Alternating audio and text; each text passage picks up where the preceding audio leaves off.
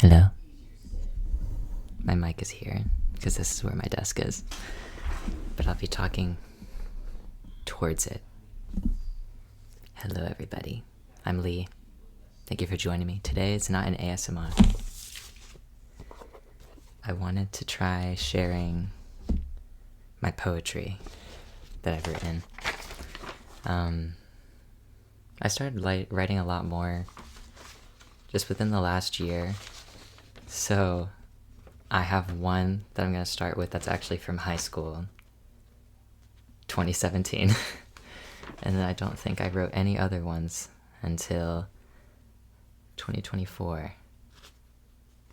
And I actually don't remember this one very well, so it'll be really interesting to read. And it was actually an assignment for language arts.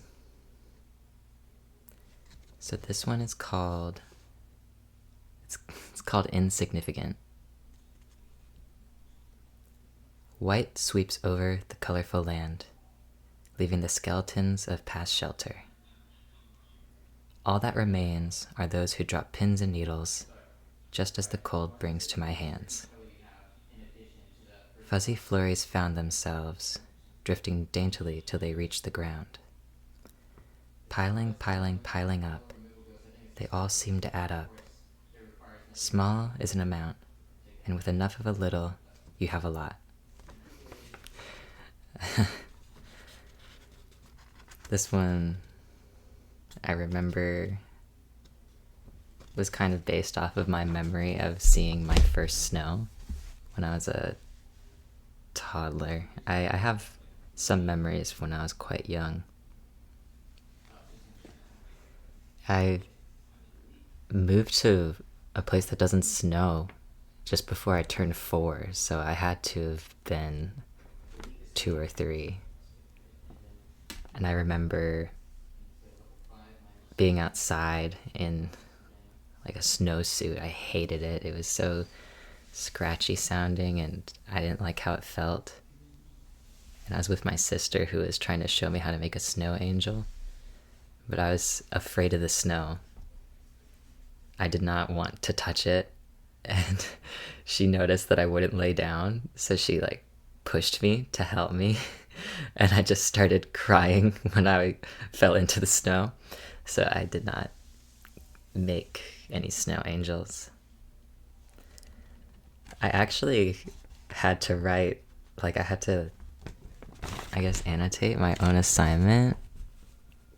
And you could see I had to underline and highlight a bunch of things to say what they meant. Like the writing techniques, which is interesting because some of these things I don't even know what they are anymore. Like assonance, kinesthetic imagery. That's crazy. I wrote with a lot of intention here because I had to for the assignment. My teacher wrote that I should enter it into a contest. I wish I had, but I didn't. I was very disinterested, and it's a bit sad because I do like writing a lot, but I was just overwhelmed at the time because I was in a academic program that was just eating up all my energy. It really wasn't worth it for me, at least. But wow, I didn't know that I named it Insignificant. That's you might notice a theme coming about, but this year I hope that I write some poetry that has a bit more of a positive spin on it. This next one I wrote November 30th, 2023.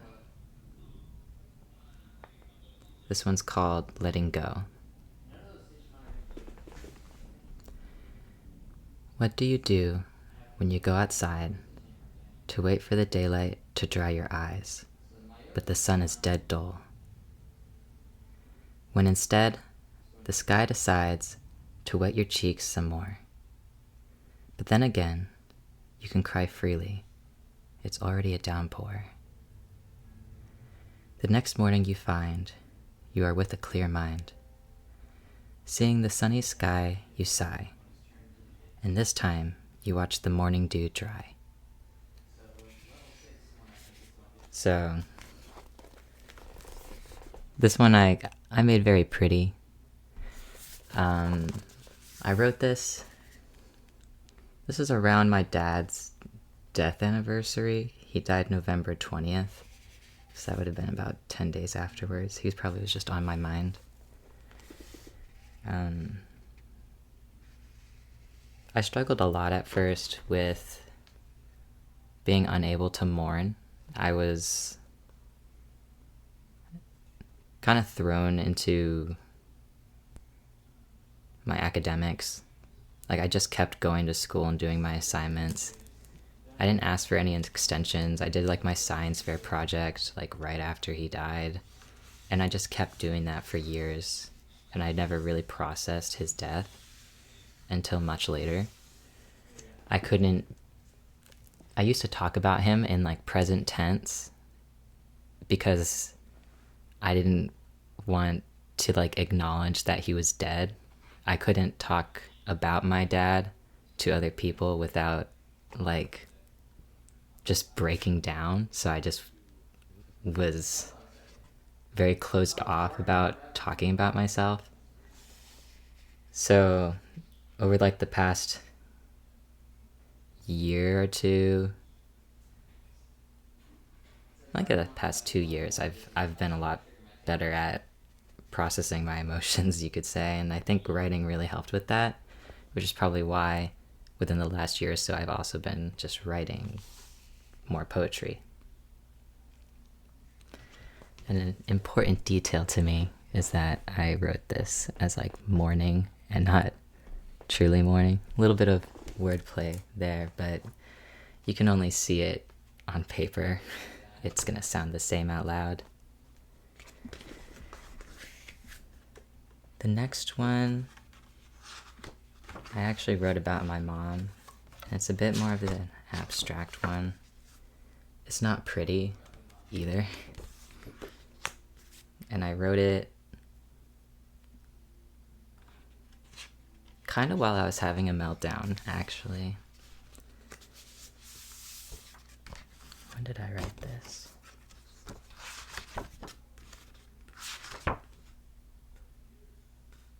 February 10th, 2024. So, at this point, I think I was her primary caregiver. And I was getting really overwhelmed with it. And I also was going through withdrawals from a medication that I was cut off from. So it was not very good timing. This one's called Ribbons. They just keep cutting off pieces of her till her mind and body were in ribbons. She was in ribbons, ribbons, ribbons. Her thoughts cut short with scissors, her body tied back together, her clothes the bow to hide beneath, a broken gift, bound tightly with love and fastened with nothing else. So, what I was feeling at the time was, I was very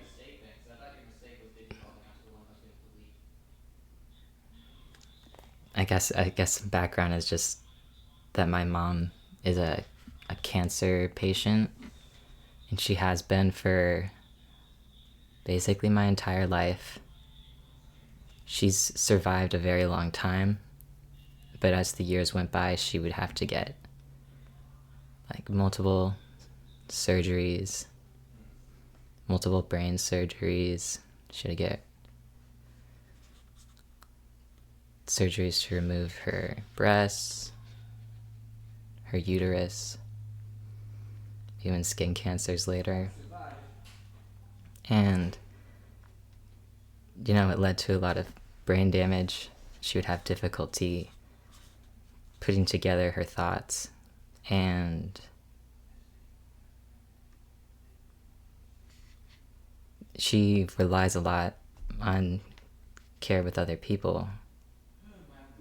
So at this point, I think I was struggling a lot with like our communication barrier, that it was very difficult to communicate with her. And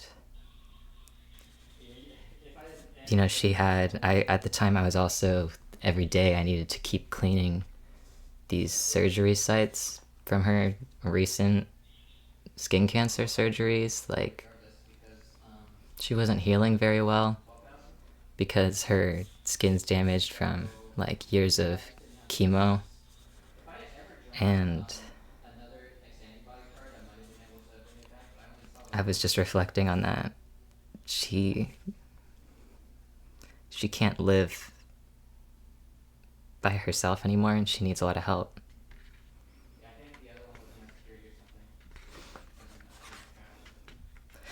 Yeah, I don't really like this one that much.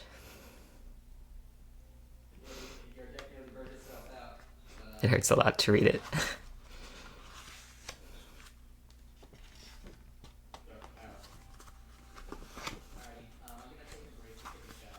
I'm glad I wrote it though. It's just difficult to reflect on because it's like still relevant for me.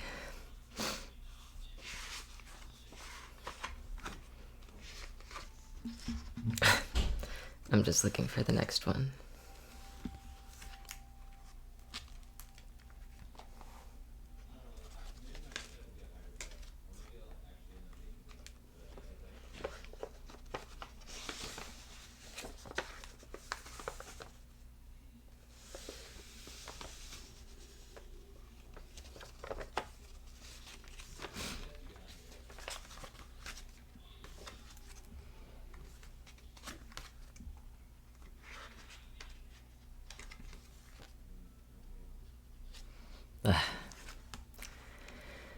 This one's a lot of ugly feelings, I guess you could say. I wasn't going to share this one originally, but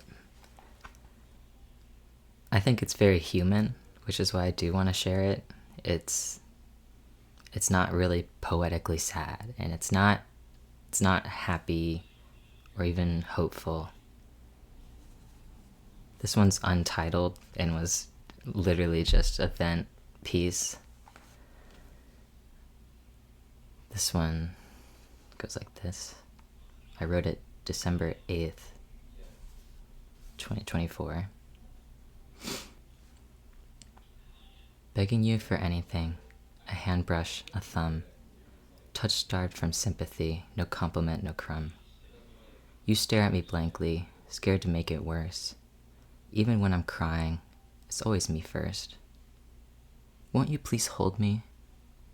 When will it be reversed? I get complimentary greeting kisses and a me too when I profess my love for you.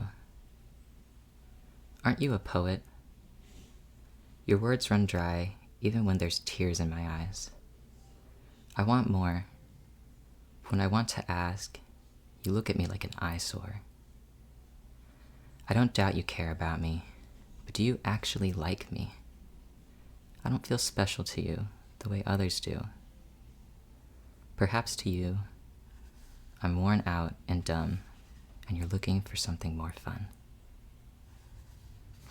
So, this one is about my partner at the time.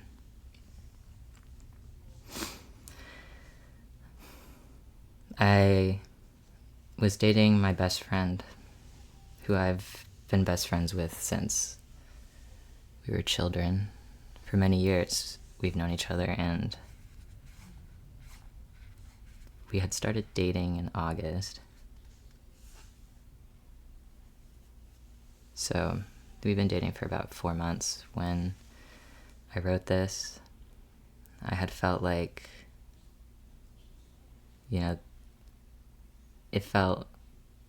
I didn't even feel like I was their partner, and I didn't feel very loved.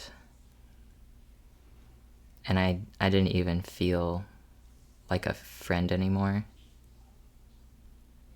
I had felt like they were treating just their regular friends better than me, even though not only were we best friends, but we were partners. And this was directly like right after I had come to them expressing this, and I had started crying, and they just kind of stared at me and didn't say anything. They never really said anything. If I ever came to them expressing an issue, they just would stare at me, and it would make me feel really alone. At this point, we broke up very soon after this. I felt like I was kind of being dramatic when I wrote this. I thought I was feeling jealous. I felt like I was embarrassed I wrote it. I wanted to this is literally my journal, my diary, and I wanted to stick the pages together with museum putty so I could just hide it from myself or something. But I also wanted to still have access to it somehow, which is why I wouldn't just glue it. I would be able to still pry it open. It's crazy that I was like, that's like a physical manifestation of me trying to close off my feelings, is it not? Anyway, I ended up being right, which really sucked. The next page is another poem that I wrote December 29th, 2024. I wrote this the night that they broke up with me, and it's called What Could Have Been. We took a chance, you and I. We wanted to see what could be. I love you, and you love me. I imagined us as twin flames. Imagine how bright we could burn together, intertwined. Our twin flames latched together, spinning towards the sky, soaring over the mountains and into the night's eye. A brilliant light, reaching new heights, seeing new sights. Oh, what could be, what we could be. I wish you could see what I see. I made a little illustration to go with it, just with crayon. So, I guess it's also a vent piece in a way. I was sobbing when I wrote this, but it was good for me. I was able to put to words how I was feeling, and anytime, after a breakup, I would keep thinking about it, I could remember my own words, and I could better feel how I was feeling. I don't always understand how I feel, which is why I like journaling. And I had felt really hurt from this breakup, you could say. They told me that they didn't love me the way I loved them, and that they don't see me romantically. And I had been sensing that, as you could tell from my previous poem. But I had been unwilling to really acknowledge that. I was saying to myself, like, they wouldn't be dating me. if they didn't like me, and I have to have faith in that. And I don't think that was particularly a bad thing. I think that's a normal thing to think. But it hurt that it was not true, that they didn't like me, and I had brought it to their attention, and they said that they were unaware until recently that they didn't like me back, but they hadn't been treating me well. I was being treated worse. It was like they couldn't imagine. They told me that it was hard for them that they lost their best friend because we started dating. And, I felt like that was because they chose to stop treating me as a friend to begin with. I don't think I would ever date someone unless I was friends with them. But it's not how they see it. I don't think they have been friends with someone and also been dating them before. And it was like they couldn't treat me like a partner, but they couldn't treat me like a friend either. And I'm struggling now, I guess, because we're trying to be friends again. But the way they treated me while we were dating,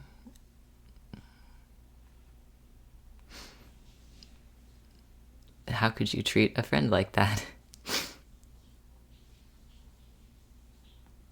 And am I supposed to just pretend like it didn't happen? So, this person's really important to me, and I'd like to have them in my life still.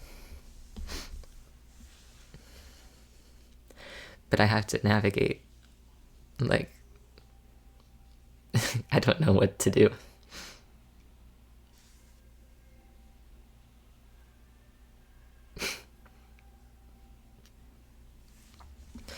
If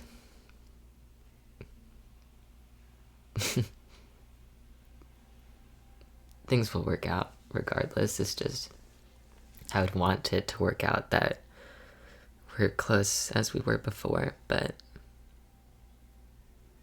if it doesn't, that's just how it's supposed to be. If I force things to go in a way that's not good for me, I'll end up feeling worse in the end. And maybe we just need to be a bit more distant for a while. And then eventually I could be as close with them as I was before.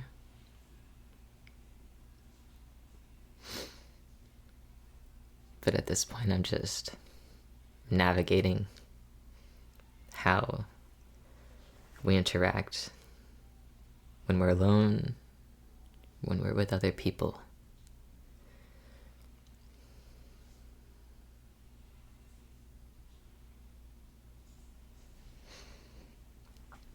My goals and my hopes.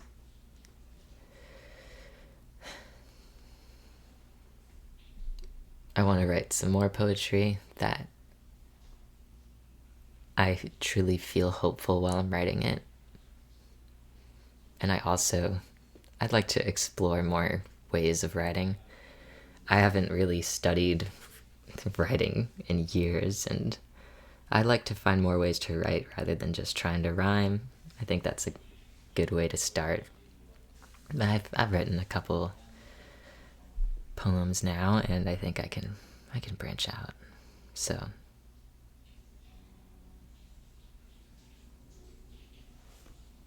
that's something to look forward to, I guess. thank you for listening, if you did. I hope you liked my poems, and I'll see you in the next video.